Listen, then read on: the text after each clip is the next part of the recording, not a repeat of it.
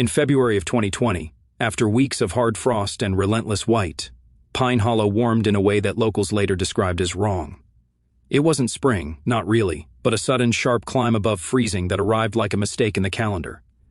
For several days the air hovered just warm enough to soften the snowpack in patches, turning the edges of roads into gray slush and leaving the forest floor exposed in irregular wounds of dark earth and pine needles. The old-timers at the diner said it happened before, sometimes, but never this fast.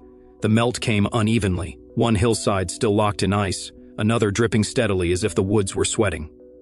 That afternoon, two teenagers from Whitefish High, both 15, both restless with cabin fever, walked along a forest road that curved toward Graybird Lake. They weren't hiking in any serious way. They were killing time, talking about school, about a basketball game, about nothing that mattered. The road they followed was one of the forgotten service routes that hadn't been plowed in years. It was wide enough for a truck, but narrowed where brush crept in from both sides, and the snow there had been beaten into brittle crust by wind. They passed the last visible sign of human maintenance, a leaning wooden marker half buried in ice, then continued until the trees opened into a clearing that looked like it had once been a picnic spot. Old tables sat warped and abandoned beneath the pines. A rusted fire ring was packed with snow. Everything was quiet in the way winter quiet can feel unnatural, as if the forest itself is holding its breath. That was when they saw it. At first it looked like a drift, a rounded mound rising from the center of the clearing, but as they stepped closer, it became clear the shape was too deliberate, too vertical. Someone had built a figure there, taller than either of them, broad at the shoulders, tapering into a heavy base. It was a snow sculpture, but not the cheerful kind children made in front yards. This one was twisted slightly to the side, its top portion leaning forward as if strained by some invisible weight. The surface was dirty and bruised, streaked with ground-in leaves and dark specks of forest debris. Even from several yards away, it had a presence that felt like an intrusion. One of the teens laughed, half nervous, half trying to make it a joke, and said it looked like an angel. The other didn't respond. The figure did resemble a snow angel in the crudest, most unsettling sense. Wide arms spread out from the torso, like wings pressed into the snow and then raised up into form. The wings were asymmetrical, misshapen by melting, sagging as though the angel had been wounded and left standing there anyway. There was no face, no eyes made from stones, no carrot nose. Whoever made it didn't decorate it. They molded it and packed it tight, layer by layer.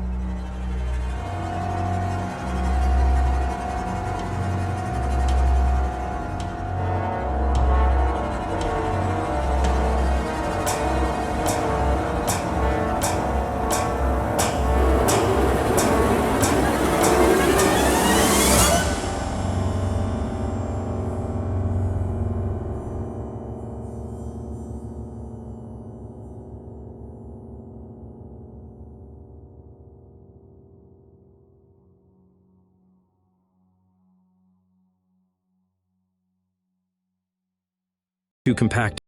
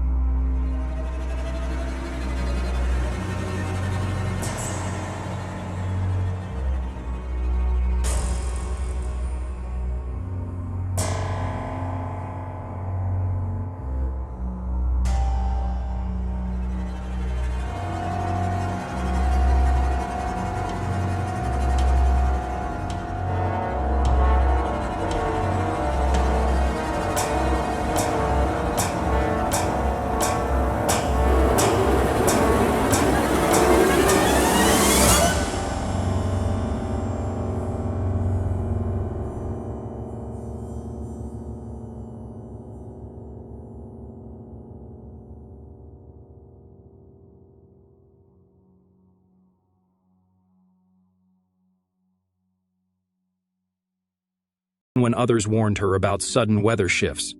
For Clara, the forest was not danger. It was silence, and she craved it. At 7:53 a.m., a city traffic camera on Elm Street recorded her walking toward Central Avenue. The image shows her head slightly lowered against the cold, her boots leaving clean prints on the fresh snow. She carried no visible weapon, no ski poles, only the backpack, the snowshoes, and a small insulated travel mug clipped to one strap. Investigators would later reconstruct her route through multiple cameras in town, creating a patchwork timeline that felt both precise and incomplete, like a story told in fragments. At 8:07 a.m., Clara entered Juniper Bean, the coffee shop that served as Pine Hollow's morning gathering point. She was recorded on the interior surveillance system, grainy footage but clear enough to show her brushing snow off her shoulders near the door and stepping into line. The barista that morning, a woman named Tessa Malley, remembered her instantly when questioned. Tessa told investigators that Clara ordered what she always ordered, a large latte and a butter croissant. She paid with her card, smiled, and waited near the window while her drink was made. Tessa described Clara as calm, even cheerful. She looked like she was enjoying the day, she said in her statement. Like the cold didn't bother her, she kept looking outside, but not in a scared way. More like she was deciding if it was worth going out there. The shop's footage shows Clara holding her cup with both hands, warming her fingers through the cardboard sleeve. She looked out toward the street several times, her face relaxed. At 8:14 a.m., she sat alone at a small table near the window and ate her croissant slowly. The only interaction captured on camera was brief. She nodded to someone who passed her table, possibly a familiar face. But she didn't join anyone. She stayed quiet, watching the snow drift in slow curls past parked cars. At 8:26 a.m., Clara stood, slid her gloves back on, and adjusted the straps of her backpack. In the footage, she hesitated for a moment near the door, then pushed it open and stepped outside. The cold air immediately fogged the camera lens for a second, blurring her figure as she exited. She walked toward the bus stop at Central Avenue, where the morning route toward the ski access roads ran twice an hour. The bus driver that day was Frank Calder, a man in his late 50s with a gray mustache and a quiet reputation for remembering faces. When detectives interviewed him, he said he remembered Clara because she did something most passengers didn't do. She greeted him like he was a person, not a piece of public infrastructure. Frank stated that she boarded at approximately 9:15 a.m., tapped her pass, and asked politely if he could stop at the Fox Hollow Trail turnoff. According to Frank, that request stood out. The Fox Hollow Trail turnoff was not an official bus stop. It was a bend in the road, marked only by a weathered wooden sign half hidden behind snow. In winter, almost no one got off there. The official stops were closer to the ski lodges and designated parking areas. But Clara, Frank said, sounded confident. She knew exactly where she wanted to go, he told detectives. She asked like she'd done it before. Passenger count records showed the bus was half empty. Most riders were headed to the slopes, bundled in bright ski jackets, laughing. Frank said Clara stood near a window, facing forward, watching the sunlight flash on the snowbanks along the road. He noticed nothing unusual about her. No one approached her. No one spoke to her long enough to stand out. No one followed her off the bus. At 9:40 a.m., the bus slowed at the turnoff. The road there was narrow and bordered by dense pines. Frank stopped as close to the shoulder as he could without risking the tires slipping into soft snow. Clara stepped down carefully, adjusted her backpack, and turned to the door. Frank said she thanked him, then raised her hand and waved. Twice, a small gesture, almost playful. Frank watched her for a moment as he pulled away, seeing her red boots and dark backpack shrink against the pale landscape. Then the road curved and she was gone. That was the last confirmed sighting of Clara Whitmore alive. From the turnoff, the Fox Hollow Trail began about 40 yards into the trees. It was not an extreme route, not a dangerous mountain climb. In summer, it was considered moderate, winding through forest and eventually connecting to a series of ridges overlooking Graybird Lake. In winter, it could become treacherous, but Clara had snowshoes and cold weather clothing. Under normal conditions, a hike there could be completed in a few hours. At 10:23 a.m., Clara's phone registered its last known activity. Investigators later obtained her billing data, which indicated that her device pinged a nearby tower and then went silent. There was no recorded call for help, no outgoing text message, no voicemail left unfinished, just a clean drop into nothing. In the days following her disappearance, speculation formed quickly around that detail. Some experts noted that batteries drain faster in extreme cold, sometimes shutting down without warning. Others pointed out that the temperature that morning, while cold, was not the worst Pine Hollow had seen. It was plausible her phone died. It was equally plausible it was damaged, lost, or turned off by someone else. Investigators could not confirm which. They could only confirm that after 10:23 a.m., Clara left no more digital trace. She was supposed to return home by early afternoon. Clara had arranged to meet a coworker for dinner that evening, and she had told her mother in a Sunday phone call that she'd be back before dark. Her mother later testified that Clara always checked in after a hike. It was not a strict rule, but it was habit. It was part of the small comforts that made living alone feel safe. When Clara didn't respond to messages that afternoon, her coworker assumed she was still out on the trail. When she didn't show up for dinner and still hadn't answered, concern turned into unease. By 10:17 p.m., a call was placed to Pine Hollow Police. An officer drove by Clara's house and noted her car still in the driveway. The porch light was off. There were no signs of forced entry, no sign she had returned and left again. Her absence was clean, almost too clean. In the official missing person report filed that night, the details read like a routine case. Female, 26, last seen hiking, winter conditions. But the more the report was filled out, the more it began to feel like something else. Clara had not vanished into the wilderness impulsively. She had been seen, repeatedly, moving through town in a steady line toward a specific destination. She had prepared, she had taken gear, she had carried herself like someone who expected to come back. And then, as if a door had closed behind her, she disappeared from every camera, every witness, every signal. For Detective Jonah Mercer, who would be assigned to the case the following morning, that kind of disappearance carried a familiar dread. In his experience, people who got lost usually left something behind. An item dropped, a wrong turn witnessed, a call placed too late. People who were taken often left evidence of interruption, panic, struggle, traces. Clara's timeline showed neither. It showed intention, normalcy, and then an abrupt void. It was that void, more than anything else, that made the case feel wrong from the beginning.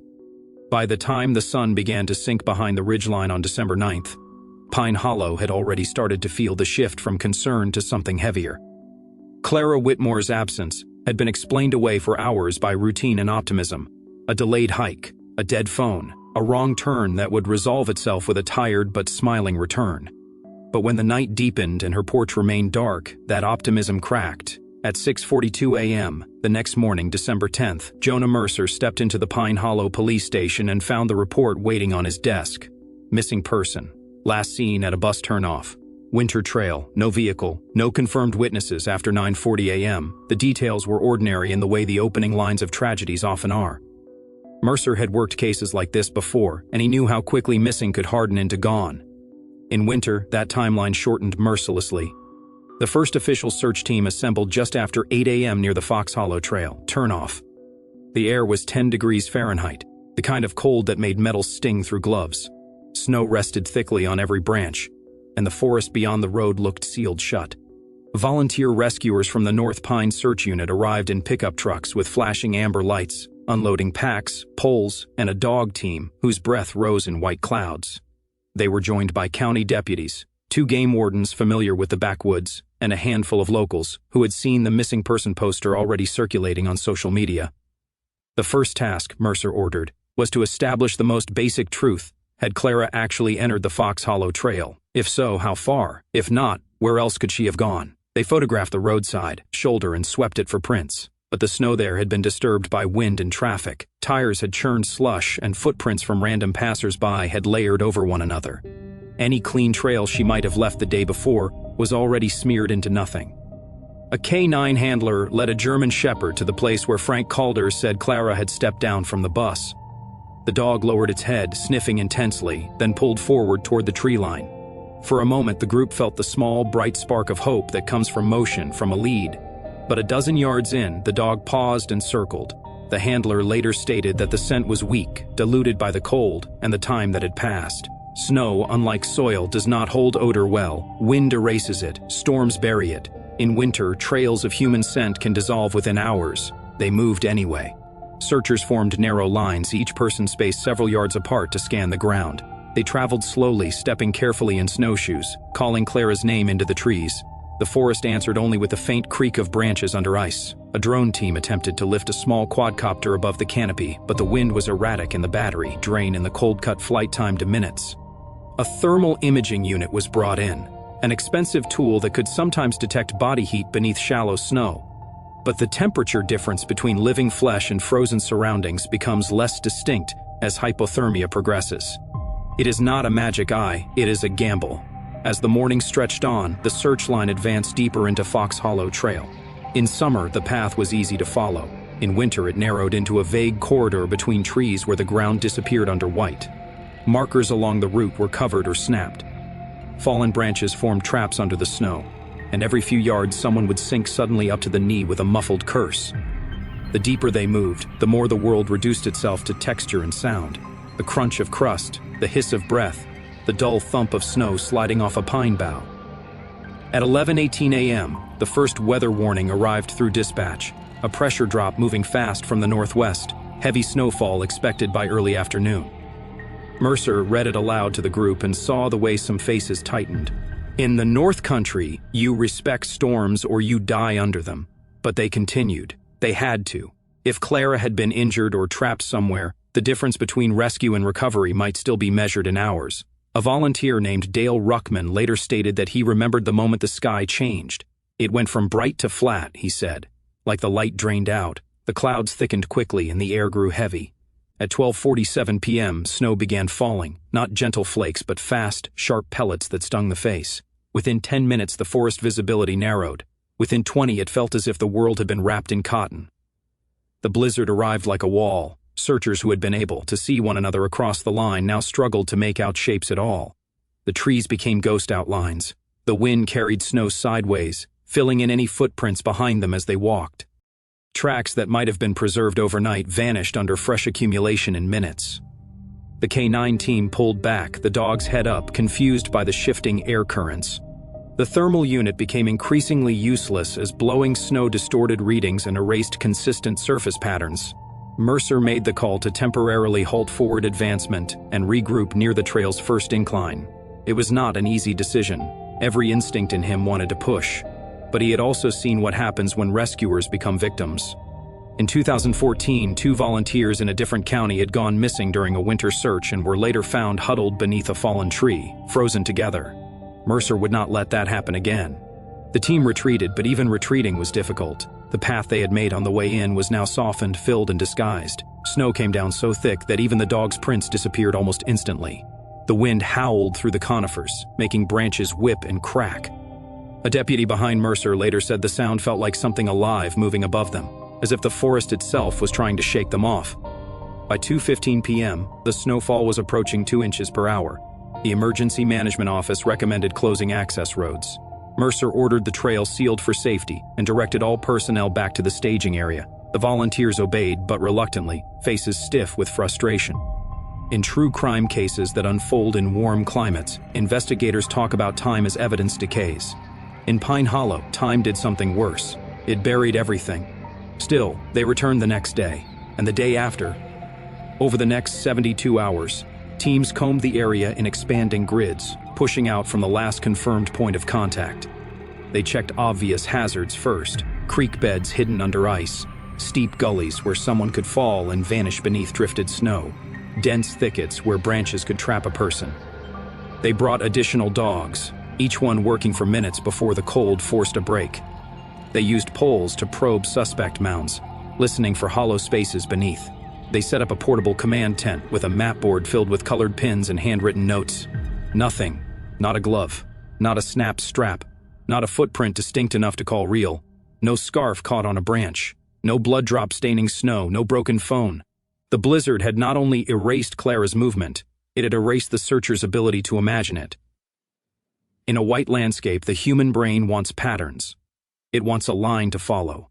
But winter offers only blankness, and blankness can swallow logic. A game warden suggested the possibility that Clara had left the trail almost immediately, branching off toward the lake. That hypothesis sent another wave of teams toward Graybird's frozen shore. They scanned ice edges for cracks, looking for signs of a fall through. They checked for displaced snow that might indicate a body beneath. They used sonar near the lake's inlet where ice can be thin. The results were the same. No disturbance, no holes, no evidence of a break. Local hunters were interviewed. Most had not been out due to weather. One said he had seen a lone figure near the bus road the previous morning, but could not confirm it was Clara. Others reported nothing at all. The forest, it seemed, had no witnesses. On December 13th, when snow was still drifting in thick waves and temperatures dipped below zero at night, Mercer held a briefing with the rescue unit leader. The North Pine search unit had exhausted its immediate grid. Continuing would require pushing into more dangerous terrain, steeper ravines, deeper drifts, remote pockets where visibility and safety could not be guaranteed. The cost, both financial and human, climbed sharply. Mercer signed the order to scale down active searching. Officially, the case remained open. The report noted that weather conditions and absence of trace evidence made further efforts impossible until improvement. But the language of that report did not capture the reality. In private, Mercer told his team what every seasoned investigator understood. If Clara was out there, the storm had already decided her fate. In the days that followed, the town of Pine Hollow grew quieter. The Fox Hollow Trail was closed by county notice. Posters with Clara's face appeared on telephone poles and grocery store windows. Candlelight vigils were held at the school. People spoke in hushed tones, as if raising their voices might anger the winter. The forest remained unchanged, draped in snow so thick it looked almost peaceful. And somewhere beyond the sealed trailhead, beyond the grid lines and the broken visibility, an answer waited in the cold, pressed under layers of white, hidden not by darkness, but by the simplest and most unforgiving force of all: silence. By the end of December, the official search for Clara Whitmore had become something Pine Hollow did in smaller pieces, like a ritual the town couldn't let go of. There were no longer convoys of trucks or command tents marked with fluorescent flags. The grid lines had been folded away. The North Pine search unit returned to their day jobs and carried the case in their faces in the way they avoided looking too long at the tree line. But Clara's disappearance did not leave the town. It settled into it, becoming part of the winter itself. The first candlelight vigil took place on December 18th in the gymnasium of Pine Hollow Elementary. Rows of children sat with their parents, holding small paper cups to catch the wax as flames trembled above their hands. Clara's desk in the second-grade wing had been left untouched. A scarf she had once draped over the chair remained there, as if she might return and reclaim it. The school principal spoke carefully, as though language could break something fragile. "We are holding space for her," he said, and the phrase echoed awkwardly in the high-ceilinged room. Detective Jonah Mercer attended, standing near the back with his hands in his coat pockets. He watched Clara's mother press her palms together so tightly her knuckles turned white. He watched coworkers speak into the microphone, their voices thinning when they reached the point where reassurance should have been. Mercer had learned long ago that communities do not grieve cleanly when there is no body. Without an ending, grief becomes something restless, a loop that never closes. In the weeks that followed, the case transformed in the way missing person cases often do. It became rumor, it became speculation, it became a story people told one another to fill the silence of winter nights. Some believed Clara had slipped through the ice and was waiting somewhere beneath Graybird Lake, preserved in cold water. Others whispered about an out-of-state predator, someone passing through who had seen her step off the bus and taken advantage of the empty road. A few insisted she had chosen to disappear, overwhelmed by loneliness and the pressure of teaching, although those who knew her found that idea almost offensive.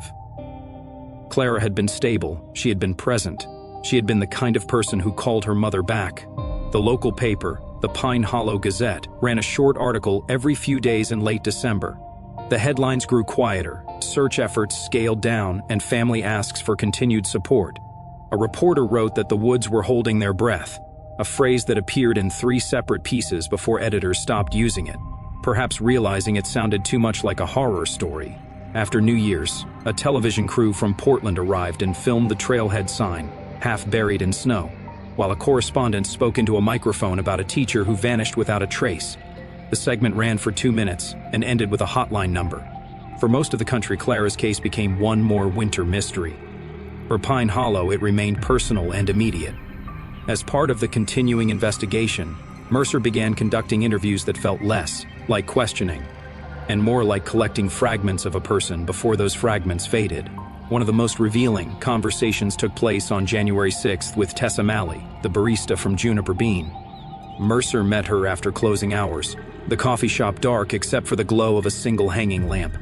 Outside, snow piled against the windows like static. Tessa's hands shook as she poured herself a cup of decaf. She told Mercer she couldn't stop replaying the morning Clara had been there. "I keep thinking, did she look at someone I didn't notice?" she said. "Did someone follow her out? Because when you hear what happened, you start questioning everything." Mercer asked her, again, to describe Clara's expression. Tessa stared at her cup, searching her memory. She wasn't scared, she finally said. If anything, she looked relieved, like she needed that hike. Like she was finally getting away from noise. Mercer asked about the phrase Clara had spoken.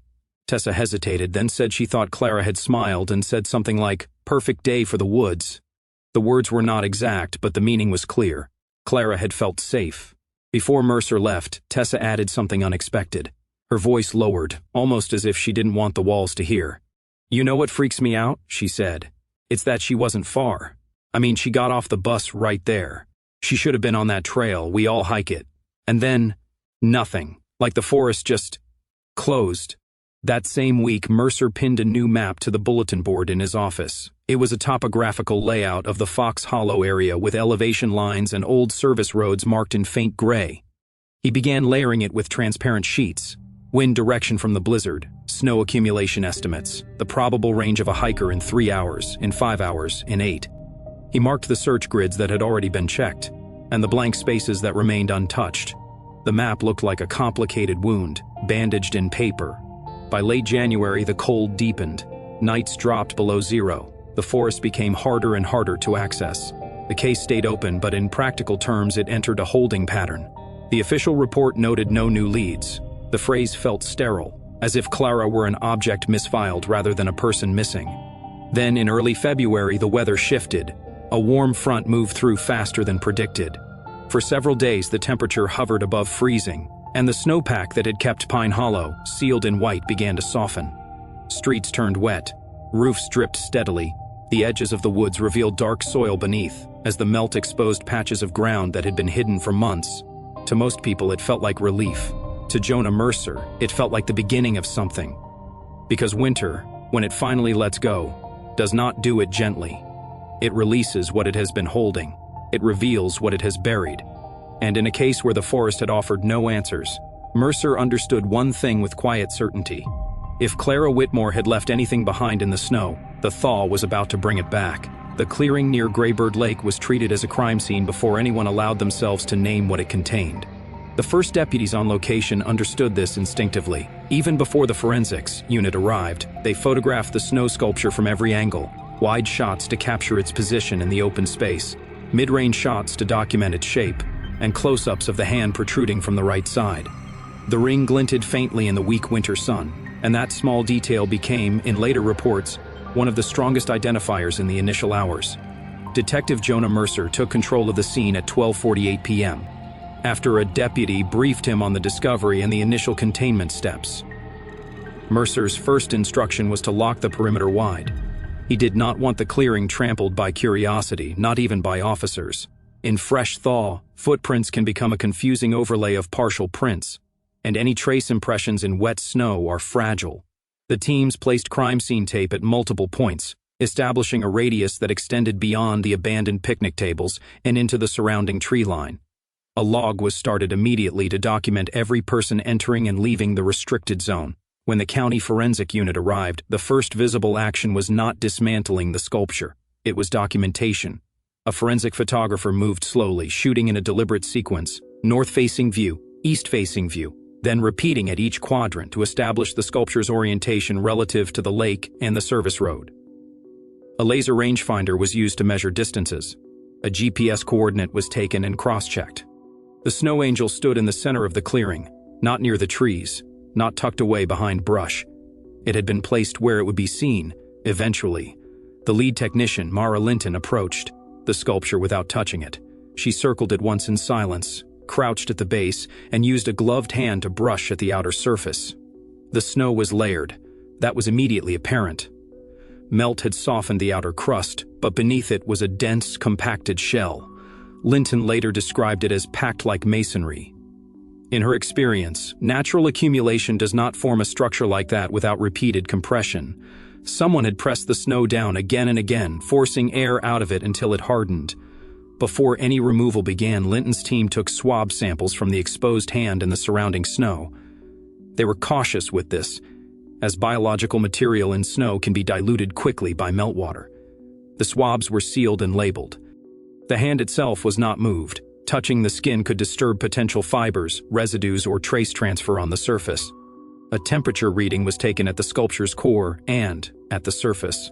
The core remained several degrees colder, evidence that the packed structure had insulated itself. They then moved to the ground. The clearing was scanned for impressions. Snow at the edges showed partial boot prints, older, softened by thaw and refrozen overnight, possibly from the teenagers. But nearer the angel's base, there were faint depressions that did not match their tread. These were not clear enough for immediate identification, but they were photographed with scale markers and cast in dental stone where possible. Even a partial tread can later be compared if a suspect's shoe is recovered. A technician used a small rake-like tool to sift the slush around the sculpture for objects that might have fallen during construction. Pine needles were everywhere, embedded in the surface. Small twigs were trapped in the outer layers. Those were collected and bagged because, even in something as ordinary as a twig, there can be touched DNA or transferred fibers, though in winter conditions such evidence is often minimal. Only after the scene was fully recorded did the dismantling begin. The procedure was slow by necessity. Snow, unlike soil, cannot be excavated with heavy tools without destroying micro-evidence. Linton's team worked with flat shovels and gloved hands, removing the outer layers in segments. Each segment was placed into a separate sterile bag and tagged by location: right wing, left wing, upper torso, base. The bags were weighed. The idea was not that snow itself would be evidence, but that it could preserve evidence: hair, threads, skin cells, particles of fabric, bits of paint, or residues that could identify tools used to shape it. As the outer shell was stripped away, the angel's form collapsed in an unplanned but revealing way. The wing on the left side crumbled first, exposing a smoother layer beneath. The smoothness suggested repeated packing. In natural snowbanks, the interior is irregular. Here, the layers were almost uniform, like a wall built in stages. The team documented each layer with photographs and short video sequences, narrating their actions for chain of custody purposes. Their voices in those recordings were calm, professional, and clipped. That tone became part of the case file later, a contrast to the horror they were uncovering. Within 30 minutes, enough snow had been removed for the outline inside to become visible. At first, it was only a dark shape, a shadow beneath white. Then a section of fabric appeared, gray, damp at the surface, still rigid in the colder center. Linton stopped the removal and called the medical examiner's office, requesting an on-site consultation before the body was fully exposed. When the examiner arrived, she confirmed that what they were seeing was human remains. The body was positioned in the center of the sculpture, folded into a fetal posture. Knees were drawn up tightly toward the chest. Arms were pressed against the torso. The posture was unnatural in how compact it was, suggesting the body had been placed that way rather than collapsing into it. The snow around the form had been packed so tightly that it created a capsule, holding the shape in place. The core of the angel had not melted. While the surface slumped and dripped, the dense inner shell remained frozen, preserving the contents as if in a freezer. This explained the hand's condition. It was exposed only recently, likely because the outer shell had softened enough to break away. Until then, the body had remained hidden in a self-made refrigeration chamber. As the team continued to remove snow from the torso area, more details emerged. Strands of hair, dark and stiff with ice, were visible near the head. A collarbone appeared, pale beneath melting crystals. The technician placed an evidence marker near the ring on the exposed hand and photographed it close up. The ring was thin, with a subtle engraving on the inner band. Mercer's heart sank as he saw it. Clara's mother had described a silver ring during the initial report, a gift given on a milestone birthday. The ring had been included as an identifying detail for exactly this kind of scenario, unthinkable at the time. The official identification did not happen on instinct. It happened through protocol. While the body was still partially encased, the examiner performed a preliminary assessment without removing clothing. She noted the presence of a backpack strap near the shoulder area, but it was unclear whether it belonged to the victim or had been placed there. She noted that the outer clothing visible did not match what Clara had last been seen wearing, but she did not draw conclusions at that moment. At a crime scene, observation must come before interpretation. The body was then removed as a unit, still supported by the remaining snow shell. The team used a rigid board and wrapped the entire core in sterile plastic to preserve the position for later reconstruction. Wet thaw conditions complicate transport. Meltwater can wash away trace material. The plastic wrap was used not for dignity but for evidence preservation. The bundle was carried to a waiting vehicle and transferred directly to the county morgue. Back in the clearing, the forensic unit continued their work as if the most significant discovery had not already happened. They collected soil samples from beneath the sculpture, dark organic matter exposed where the snow had thinned. They documented the abandoned picnic tables, noting that the surface debris appeared undisturbed for a long time. There were no cigarette butts, no fresh trash, no footprints indicating recent gatherings. That detail mattered because it suggested the clearing was not used regularly, making the presence of a large hand-packed sculpture even more unusual. They also photographed the path leading into the clearing from the service road. The snow there was uneven, partially melted into ruts. If someone had carried a body in winter, those prints might have been visible in December, but the blizzard had likely erased them within hours. Meteorological records later confirmed that within the first day of the search, snowfall and wind would have covered the area with a significant, fresh layer, flattening impressions and sealing them beneath new accumulation. In other words, if evidence had existed, the storm had buried it. At 6:27 p.m., the medical examiner confirmed what Mercer already suspected. Dental comparison matched the records obtained from Clara's previous dental clinic visits. The ring's engraving matched the description her family had provided. The body was Clara Whitmore. The discovery point, when plotted on Mercer's map, was less than 4 miles from where the bus had dropped her off. 4 miles. In a town where people could cover that distance on foot in an hour on a clear road, it felt obscene. The place that had held her had not been far away. It had been hidden in plain sight by weather, by terrain, and by the one thing the investigation could not control, winter's ability to erase. That night, Pine Hollow learned the truth in fragments, the way communities always do. A rumor at the grocery store, a whisper in a text thread, a notification from a local news page. By the time the Gazette published the official statement, most residents already knew the basic fact. Clara had been found. Clara was dead. Clara had been inside something built from snow. Mercer wrote his scene summary long after midnight. In the final paragraph, he did not speculate about motive. He did not mention the angel's deliberate shape. He did not write the word ritual, though it lingered in his thoughts. He simply documented the undeniable. The body had been placed in the center of a packed snow structure. The structure had been constructed intentionally. The location was remote enough to avoid casual discovery, yet exposed enough to guarantee it would eventually be seen when the thaw arrived. Which meant one thing, Mercer wrote, in language stripped of emotion: someone had planned for this to be found. Clara Whitmore arrived at the Flathead County morgue just after 8 p.m. on February 10, 2020, still wrapped in the sterile plastic used to preserve the integrity of the snow capsule. The transport team placed the bundle on a stainless steel table in the intake bay, where the fluorescent lights made everything look too bright, too clinical for what it contained. Meltwater dripped steadily from the remaining packed snow, forming a thin sheen on the floor that technicians wiped away without comment. There was a peculiar quiet in the room, the kind that often accompanies cases where the body has been preserved in cold. Decomposition does not announce itself the same way. The air held less smell, less obvious evidence of time. In winter recoveries, the dead can appear closer to the living than they should. The medical examiner assigned to the case was Dr. Jordan Halbrook, who had worked in Maine for nearly 12 years. She began the post-mortem the next morning at 9:07 a.m., with a forensic photographer and an assistant present to record every observation. The first stage was documentation of condition as received.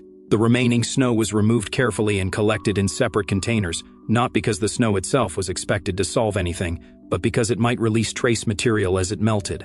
Strands of hair, small fibers, or fragments of foreign material can fall away unnoticed in the thaw. Halbrook insisted on controlling that process. Once the body was fully exposed, the contrast between preservation and damage became clear. Clara's skin retained a pale, waxy tone typical of prolonged cold exposure. Frostbite had blackened portions of her fingertips, and there were areas of mottled discoloration along the lower legs where circulation had failed. Her face, however, was not as swollen or altered as it might have been after 2 months outdoors. The compacted snow capsule had insulated her from temperature swings, keeping her in a stable, sub-freezing environment most of the time. Halbrook noted in her report that the preservation was consistent with prolonged encasement in dense snow, a phrase that would later be repeated by investigators. To explain why the body had remained hidden so long, determining cause of death was the first priority. Halbrook's initial examination found no obvious blunt force trauma. There were no skull fractures, no facial injuries, no defensive wounds on the hands. The torso showed no stab marks, no gunshot entry points, no bruising consistent with an impact. In many violent deaths, the body tells the story loudly. In Clara's case, it was disturbingly quiet. Halbrook moved methodically through the standard procedure: external inspection, then internal. As she examined the lungs, she found signs consistent with hypothermia.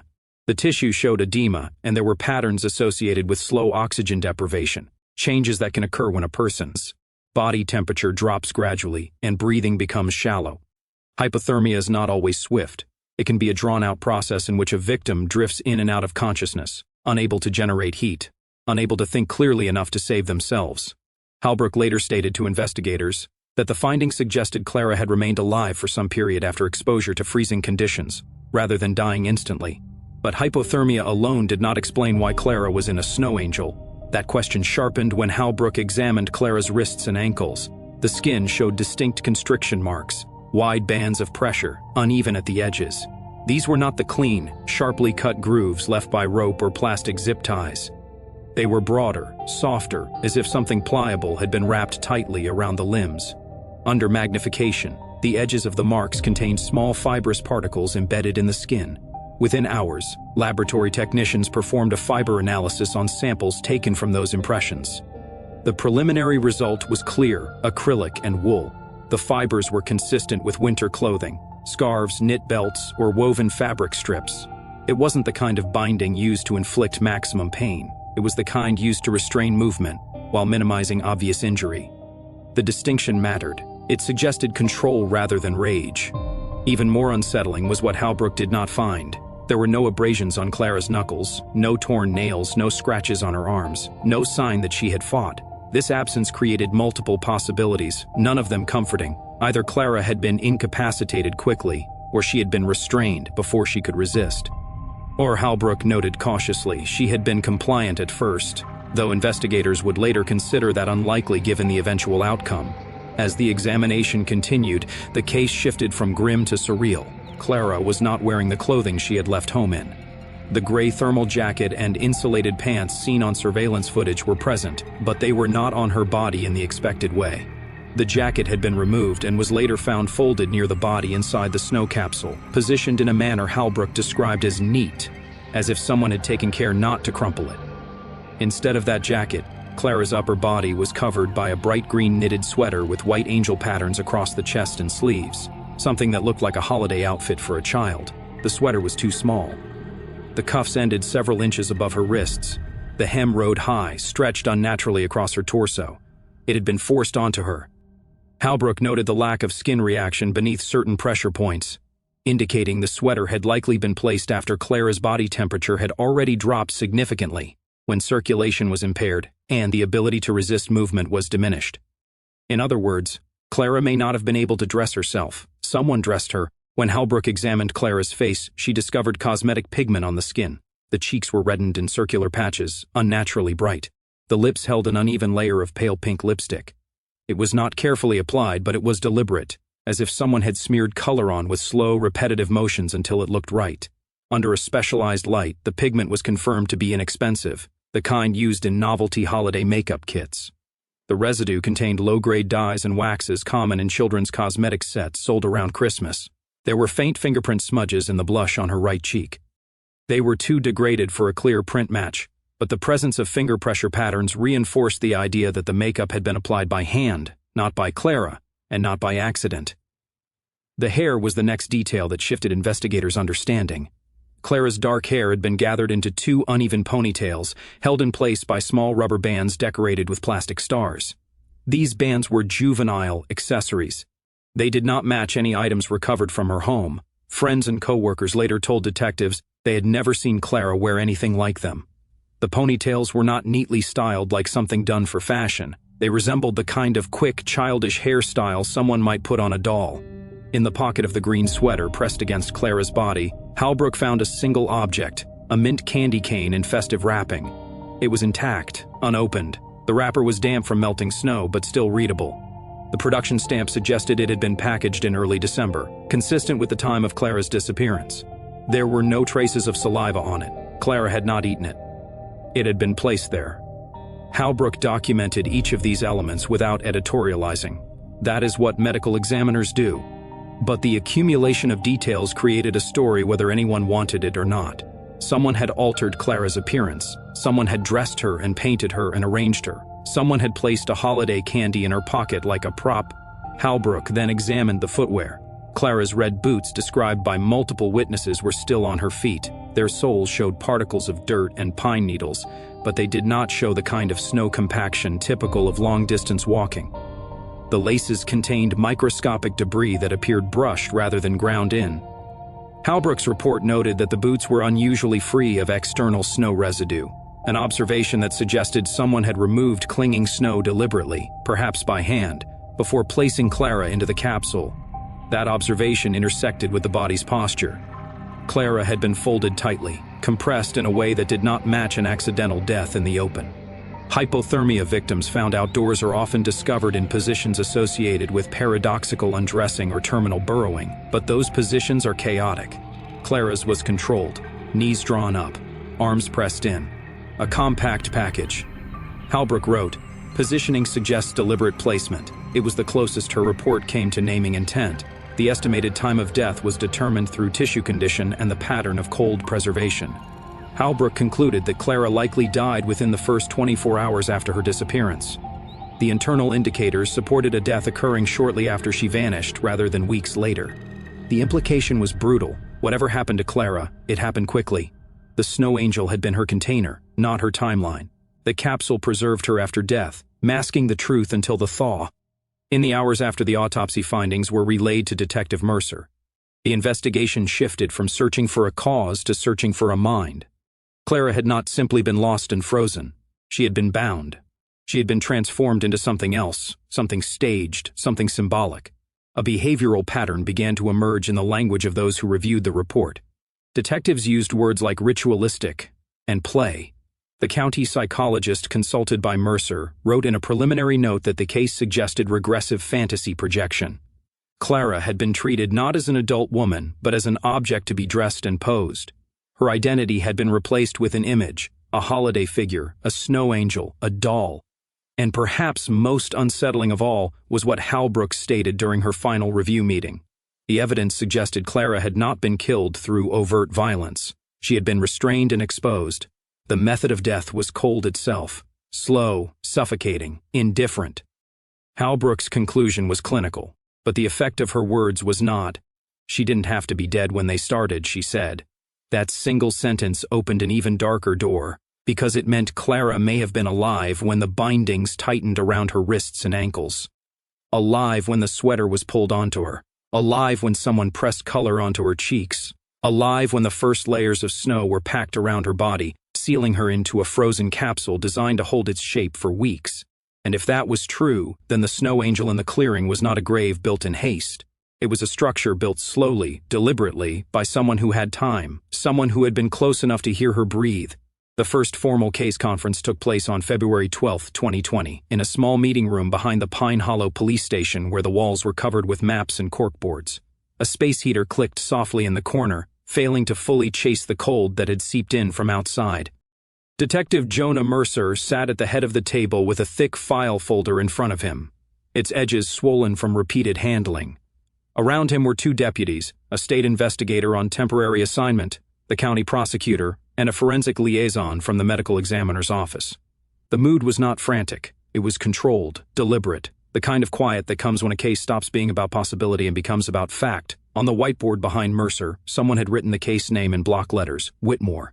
Beneath it were 4 dates, December 9th, December 10th, February 10th, February 11th. Below those were bullet points of evidence, but Mercer kept his eyes on the one detail he couldn't erase from his mind, the compacted snow angel built like a shell, waiting to melt at the right time. At 9:03 a.m., Dr. Elise Kwan entered the room carrying a thin laptop bag and a paper notebook. She introduced herself with a quick nod, as if she had been here before, as if she had already learned the rhythm of rooms where people talk about death in professional language. Kwan was a behavioral forensics consultant contracted through the state. Her background, Mercer had been told, included work on several high-profile cases involving ritualistic staging and offender fantasy projection. Mercer didn't like the phrase ritualistic. It sounded like something made for television, but the autopsy report made it difficult to deny. Mercer began with the timeline. He spoke without embellishment, reading from the reconstructed sequence. Clara leaving home, the coffee shop, the bus turnoff, the phone activity ending at 10:23. He described the search conditions, the blizzard, the closure. He described the discovery point and the structure. He finished by summarizing Dr. Hal Brooks' findings, including the bindings, the altered clothing, the cosmetics, the candy cane. When he was done, the room stayed silent for several seconds. Even professionals sometimes need a moment to absorb the full weight of a narrative assembled from facts. Kwan opened her notebook, wrote a few words, then looked up. "I'm going to start with what this is not," she said. The prosecutor shifted slightly in her chair. A deputy folded his arms tighter. "This is not an opportunistic assault," Kwan continued. "There's no evidence of sudden chaotic violence. There's no indication the primary motive was robbery, rage, or impulsive dominance." She paused and tapped the autopsy summary with her pen. "And based on the staging, it's also not primarily about concealment. If the intent were to hide the body permanently, you don't put it in the center of an open clearing. You don't build a structure, meant to be discovered when the weather changes." Mercer asked the question that had been grinding in his head for days. "So why do it?" Kwan's answer came slowly. "Because discovery is part of the act," she said. "The structure is not just a container, it's a statement. It's a scene." She described the snow angel as an element of narrative, a figure associated with childhood, winter play, innocence. "They chose an image that has meaning," she said. "Not random, not pragmatic, symbolic." She glanced around the table, and the clothing and cosmetics reinforced that. The victim is transformed. The offender is not interacting with Clara Whitmore as a full adult person. He's interacting with a role, a character, an object in a fantasy. The state investigator asked if Quan believed the offender was mentally ill. Quan did not answer immediately. Mental illness is not a profile, she said. Behavior is, and the behavior here points to what we call regression and fantasy projection. The offender is using elements associated with childhood. Cheap makeup, juvenile hair ties, a child-sized sweater, a holiday candy. That's not common in adult criminal staging, unless the offender is deliberately recreating something. Recreating what? Mercer asked. Quan leaned back slightly. A memory, she said. A script. Possibly a ritual connected to winter and the holidays. The candy cane is not an accident. It's a prop. The sweater is not just clothing, it's costume. The snow structure is not concealment. It's architecture. And the architecture is winter-specific. It is built to endure in freezing temperatures and to fail at thaw. That indicates planning, familiarity with local conditions, and comfort in the environment. One deputy asked if the offender could have been a tourist, someone passing through. Quan shook her head. Unlikely, she said. This took time. This required physical labor and knowledge of where to work without being seen. The clearing is remote. The snow was packed in layers. That's not the work of someone who is unfamiliar with the forest or who risks being interrupted. The offender either lives nearby or spends enough time in these woods that he feels ownership over them. The forensic liaison raised a concern about the lack of a struggle. If she was bound, he said, why no defensive injuries? Quan nodded. That's one of the key indicators, she said. There are 3 likely explanations. 1, she was incapacitated early, possibly through deception, trust, compliance, or disorientation. 2, she was restrained before she could fight. 3, the offender is not physically aggressive in a way that produces obvious injury. The bindings are soft, they minimize external marks. That suggests the offender's goal is control, but not necessarily pain. Mercer watched the room absorb that. In cases like this, every answer creates new questions. If the offender wasn't overtly violent, how did he get her from the trail into the clearing? How did he keep her long enough to dress her and stage her? How did no one hear anything? No one see anything? Quan anticipated the thought. If the offender is local, she said, he may have an established secluded space, a cabin, a shed, an abandoned structure. A place where he can keep objects. The holiday elements suggest collection. The offender likely keeps props. These weren't improvised. Someone obtained them and stored them. Mercer asked her to state, clearly, what kind of person they were looking for. The request was blunt, but Quan did not seem offended. She turned to a clean page in her notebook and began listing traits in measured language. Male, she said. Not because women can't offend, but because the labor and pattern here align more frequently with male offenders in similar staging cases. Likely between 25 and 45, but could be older if development is arrested. She looked up briefly.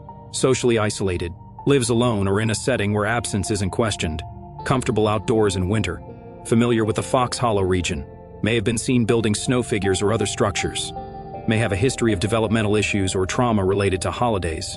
The prosecutor asked why Quan kept returning to holiday trauma. Quan's expression tightened slightly. Because of the specificity, she said. If this were generic staging, you might see random costume elements. Here, everything points to winter celebration iconography, angel imagery, candy cane, childlike cosmetics. That suggests fixation. In fixation cases, you often find a formative event, something that froze the person emotionally at a certain age. Mercer felt a cold recognition move through him. The word froze did not feel metaphorical in this context. Quan continued. This offender may not perceive his actions as murder in a conventional sense. He may frame it as preservation, as keeping something perfect. The snow capsule is protective in a twisted way. It preserves the body, it preserves the scene, it delays decay, it delays reality. A deputy asked the question no one wanted to ask, but had to. So you're saying he might not have meant to kill her? Quan did not soften her reply. Intent and outcome are different things, she said. Whether he intended death or not, he created conditions where death was inevitable. What matters for you is that his motivation is not to destroy, it's to possess, to transform, to keep. Mercer closed the file folder slowly. The room felt smaller now, as if the profile had placed an unseen figure among them. A person who walked their roads, knew their woods, and lived inside a winter fantasy that could swallow a human being. When the meeting ended, Mercer assigned new directions. They would not only look outward for strangers, they would look inward at the margins of Pine Hollow. They would review records of missing persons and mental health encounters. They would ask forest rangers about anyone seen living off-grid. They would speak to hunters, farmers, and residents near Graybird Lake about unusual winter structures. Snow angels, branch figures, makeshift shrines. As Quan packed her notebook, she offered one final statement, delivered not as drama but as warning. If he's been doing this a long time, she said, then Clara may not have been his first attempt. She may have been the first one that lasted long enough to be found. Mercer watched her leave, then stared at the map on the wall. The clearing near Graybird Lake was marked with a red pin. For months it had been only another empty place on paper. Now it was the center of everything. And somewhere beyond that pin, somewhere in the tree lines and old service roads, someone was still out there. Someone who had built an angel out of snow and believed, in whatever fractured reality he lived in, that he had created something beautiful. In the days after the case conference, Detective Jonah Mercer began a kind of investigation that doesn't show up in the clean lines of official reports. It wasn't the work of warrants and lab results yet. It was the work of listening, of driving down back roads with the heater blasting, stopping at properties where dogs barked from behind fences, and asking people who lived closest to the trees what they had seen when no one else was watching. On February 13th, Mercer and Deputy Aaron Lyle drove north along Route 2 toward the farms that bordered the Graybird watershed. Snow still clung to the shaded parts of the road, but the thaw had opened ruts of brown slush. The landscape there was a patchwork of pine stands and long, empty stretches of field, dotted with cabins that looked like they belonged to a different century. This was the edge of Pine Hollow, where addresses stopped being precise and people measured distance by how long it took a truck to climb a hill in winter. Their first interview was with a man named Stanley Dorr, a retired logger who hunted the ridges each fall and trapped snowshoe hare in winter. He met them on his porch, bundled in an old parka with frayed cuffs, eyes narrowed against the light reflecting off snow. Mercer showed him a printed photograph of the clearing where the snow angel had been found, taken from the forensics file, the structure still intact, wings slumped, torso leaning. Stanley stared at the image longer than Mercer expected. When he finally spoke, his voice was low. "That ain't new," he said. Mercer asked what he meant. Stanley nodded toward the tree line beyond his property. "I've seen shapes like that out there," he said. "Not always angels. Sometimes it's a big snow pile that looks too built, too clean, like someone packed it." He paused, then added something that made Deputy Lyle shift his weight. "Last winter, I found one that had sticks set like arms. Thought it was kids messing around, but it was deep in. Too deep for kids." Mercer asked if he had reported it. Stanley snorted. "Report what? A snowman? You report every weird thing you see in the woods you'll die on hold waiting for somebody to pick up." Mercer asked if Stanley had ever seen a person near those structures. Stanley hesitated, then gave a small shrug. "There's a fella," he said. "Not like a hunter. Not like the usual. I've seen him twice, maybe 3 times over the years. Always far off, always watching. Keeps his distance." Stanley's eyes flicked briefly toward Mercer. "Wears an old winter coat even when it's warmer, hood up, hands always covered. Like he don't want skin showing." Mercer asked for an estimate of age. Stanley shook his head. "Hard to tell," he said. "Moves like he's stiff. Like he's learned to walk but don't like it." That description echoed something Mercer had heard before in other cases, adults who moved with the awkwardness of someone not fully present in their body. It wasn't proof, but it was texture, and texture mattered when a case hinged on an unseen person. The second interview came from a farmhouse near the Olney Cut-Through, a property owned by an elderly couple, Linda and Howard Grisham. They were polite but wary, the kind of people who kept their lives private by habit. Mercer explained the situation with careful language. They were looking for any sightings of unusual winter activity in the woods. Anything built, anything strange. Linda's face tightened at that. She glanced at her husband, then back at Mercer. "You mean the snow figures," she said quietly. Howard nodded once. "We call them that," he said. "Snow figures."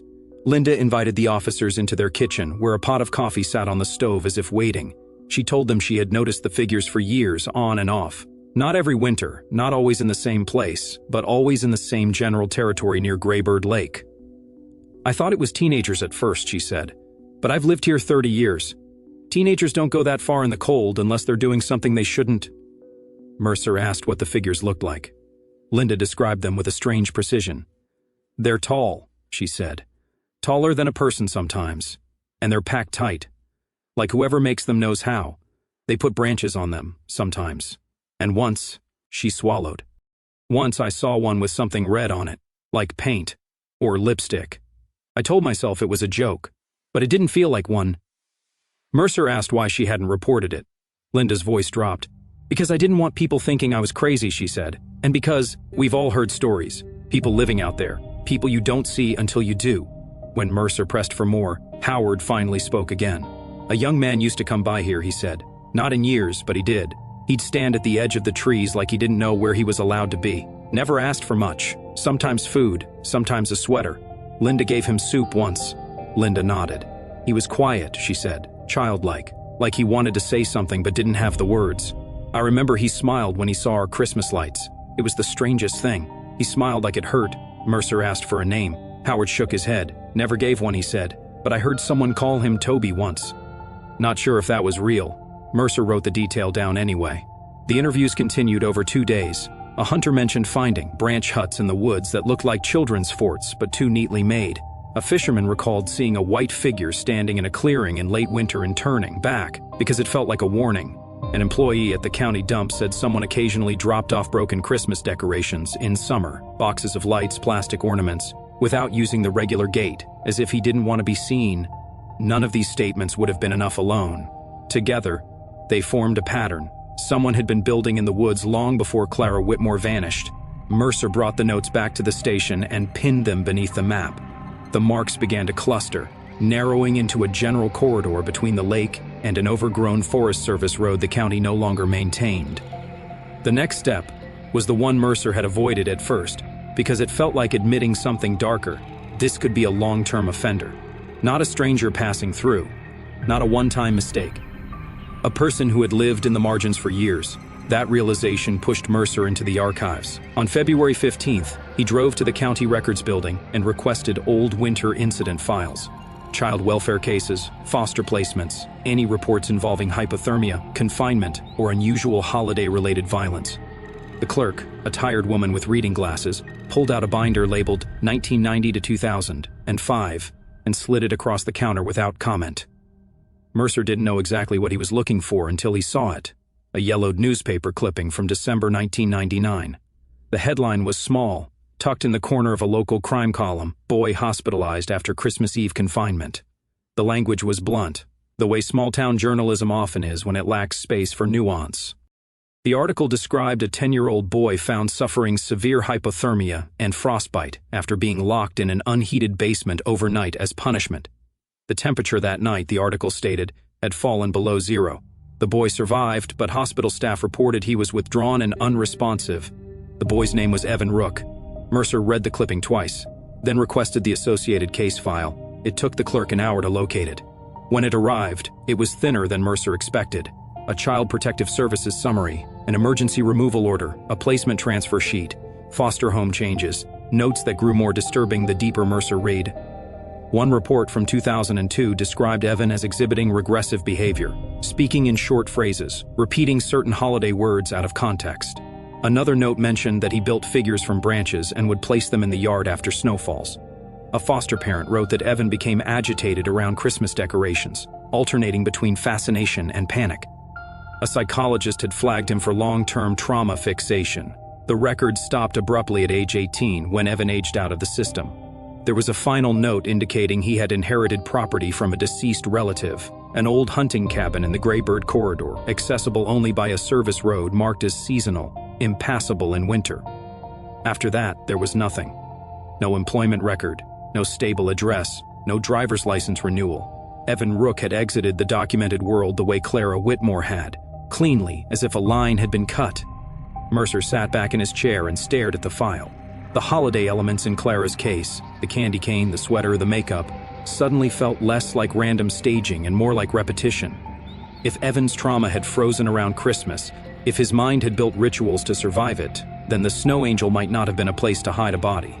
It might have been a shrine. By the time Mercer returned to the station, he had enough to request a search operation. The county prosecutor approved a limited entry into the suspected cabin area, citing public safety and investigative urgency. A tactical unit was brought in not because Mercer expected a shootout, but because unknown cabins in winter territory can hold unknown dangers. Traps, unstable structures, armed squatters. The team assembled on February 17th before dawn. Vehicles lined up on the slushy road like dark shapes waiting for light. The service road leading toward the cabin was worse than expected. It was barely a road at all, more a scar through the trees, choked with brush and fallen limbs. At points, the ground softened into mud that swallowed boots. Officers moved slowly, clearing branches, marking GPS points so they could find their way back. As they advanced, Mercer noticed things that didn't belong in ordinary woods. Strips of colored fabric tied to branches, bits of foil that flashed between needles, small bundles of twine and thread. Decorations. Primitive, homemade, and weathered. When the cabin finally came into view, it looked like a wound in the forest. The structure was pressed against a shallow hillside, logs dark with moss, windows clouded. But what caught every eye was not the cabin itself, it was the perimeter around it. Garlands hung from tree to tree, some made of old electrical lights with chewed wires, others improvised from scraps of colored cloth and tinsel. Dozens of objects dangled from branches like offerings, tin lids, broken ornaments, animal bones cleaned and tied with ribbon, small toys worn down by weather. The effect was not festive, it was obsessive, like someone had tried to build Christmas in a place where Christmas did not belong. The cabin door was unlocked. The tactical lead entered first, weapon raised, then paused, as if the air itself felt wrong. Inside, the smell was damp wood and stale smoke. The room was dim, lit only by narrow light leaking through cracks in the boards. The walls were covered in magazine clippings. Families smiling beside Christmas trees, children wearing holiday sweaters, angels printed on greeting cards. Some images were layered over others until the original wood was barely visible. On the floor were piles of holiday paraphernalia, empty ornament boxes, tangled cords of lights, torn ribbons, and a cluster of candy cane wrappers arranged like a small nest. In the corner, propped on a chair, stood a crude mannequin constructed from branches and bundled cloth. It was roughly human height, its stick arms extended outward, palms turned slightly up, an imitation of an embrace. The mannequin wore a gray thermal jacket. Mercer stepped closer, pulse tightening, and recognized it immediately from the surveillance stills. Clara Whitmore's jacket. He didn't touch it. He didn't have to. The sight alone told him what the snow angel had only suggested. Clara had not been lost. She had been taken into someone else's world. A world where winter play and holiday symbols had curdled into something lethal. On a table beside the mannequin lay an open children's book, its pages curled at the edges. Tucked inside, used as a bookmark, was a plastic card, Clara's driver's license. The cabin was not empty of evidence. It was overflowing with it. But Evan Rook was nowhere in sight, and outside in the trees beyond the garlands, the forest remained silent. Silent in the way it had been on the day Clara vanished. Silent in the way it had been when the snow angel waited to melt. Only now Mercer understood what that silence might have been hiding. Someone was still close enough to watch. The search perimeter around the cabin expanded within minutes. Officers moved through the trees in pairs, scanning ravines and brush lines, calling out in short, controlled bursts. The forest behind the cabin was a maze of thawing snow and dark mud, where footprints softened almost as quickly as they formed. The tactical lead ordered silence, and for several moments the only sound was the drip of meltwater off pine needles and the distant creak of branches shifting under wind. It was near a narrow stream, half ice, half running water, that one of the officers spotted him. Evan Rook sat hunched against the trunk of a fir tree as if he had grown there. He was small in posture, shoulders collapsed inward, his coat hanging loose on his frame. In front of him lay a mound of dirty snow he was trying to shape into a ball. His bare hands moved slowly, squeezing and pressing, but the snow crumbled because the thaw had ruined it. 2 branches had been set aside in the mud like props waiting for use. Beside them was an old scarf decorated with faded stars. When the first officer spoke his name, Evan did not look up. The second officer repeated it louder. Evan's hands continued their motion, as if the words did not belong to him. Only when Jonah Mercer approached and said Evan in a voice low enough to sound almost like a parent calling a child, did the figure pause. Evan lifted his face. His cheeks were reddened, not from cold but from chafing. His eyes were watery and unfocused, dilated as if he had been awake for days. The report later described him as disoriented and regressive, exhibiting childlike affect. He did not reach for a weapon. He did not attempt to run. He simply stared at the men surrounding him as if they were strangers who had interrupted a game. The tactical team moved in, restraints ready. Evan's mouth opened slightly, and for a moment Mercer thought he might scream. Instead, Evan made a sound that was almost a sob, then began speaking in broken fragments. "I have to mold it," he whispered, his voice thin and cracked. "I have to, before it melts." Mercer asked about Clara. Evan blinked slowly, as if searching for a word inside his own head. His gaze drifted toward the ruined snow in his hands, then up toward the light filtering through branches. "She fell asleep," he said, almost gently. "The Snow Princess. I made her a house, white. I made it so the sun wouldn't take her." The officers later reported that Evan repeated certain phrases again and again, like a looped recording. "Don't let it melt. She was supposed to stay. I made her pretty." He never once used the word dead. He spoke as if Clara were a figure in a story, something that could be kept, preserved, held in place if the right rules were followed. When the cuffs closed around his wrists, Evan did not fight. He only shuddered and began crying quietly, his gaze fixed on the collapsing snowball as if it were the most important thing in the world. One officer wrote in his statement that Evan looked like a child whose toy had been taken away, not like a man being arrested for murder. Inside the cabin, technicians collected what became the physical echo of his mind: the holiday clippings, the tangled lights, the candy cane wrappers, the mannequin in Clara's jacket standing with arms outstretched. The children's book was tagged and sealed. The driver's license was placed in an evidence bag like a relic. Paint containers found on a shelf were later matched to the pigment on Clara's cheeks. Fiber traces matched the bindings. Each small link tightened the case until the pattern was undeniable. The trial did not become a spectacle. The judge restricted press access, citing the sensitive psychological nature of the proceedings. Psychiatric evaluations took weeks. The final report, submitted by a panel of 3 specialists, concluded that Evan Rook suffered from a severe mental disorder with deep regression. His cognitive and emotional development, they wrote, aligned closer to that of an 8-year-old child than an adult man. He did not fully comprehend the permanence of death. He did not perceive his actions as a crime in the way the courtroom required. The prosecution did not argue otherwise. The only question was where Evan would go. A prison, experts insisted, would not contain him in any meaningful way. It would only destroy him. On May 4, 2020, the court declared Evan legally insane and ordered indefinite involuntary treatment at the Maine State Psychiatric Hospital. The sentence contained no end date. Review would be possible only if a future panel determined he was no longer a danger. Clara Whitmore's family sat through the ruling without speaking. Her father stared down at his hands. Her mother clutched a small item inside her coat pocket. A mint candy cane wrapper returned to her after evidence processing. The only thing she requested. It was absurd, the kind of object someone might throw away without thinking, but it had been placed on Clara like a signature. A month later, Clara's parents founded the Safe Paths Foundation. The goal was simple: fund personal beacon devices for solo hikers in the northern woods. In the year after its launch, the program helped locate 2 lost hikers during winter storms. Those rescues were reported as quiet victories, though no victory could rewrite what had already happened. In Pine Hollow, Graybird Lake became a place people avoided even in summer. Fishermen claimed the western picnic clearing felt colder than it should. Some said they saw shapes between the trees in fog, white forms that made them turn back before they could prove anything. Locals began calling it the Angel Clearing, not because they believed in spirits, but because the image had lodged itself into the town's memory like a splinter. And when the next winter came, and children built snowmen in their yards, parents found themselves watching the woods more than they watched the games, because Pine Hollow had learned something it could not unlearn. Sometimes evil does not arrive with rage or intention. Sometimes it arrives as a broken childhood that never thawed. And when the snow finally melts, it doesn't just reveal what was buried, it reveals what has been waiting all along.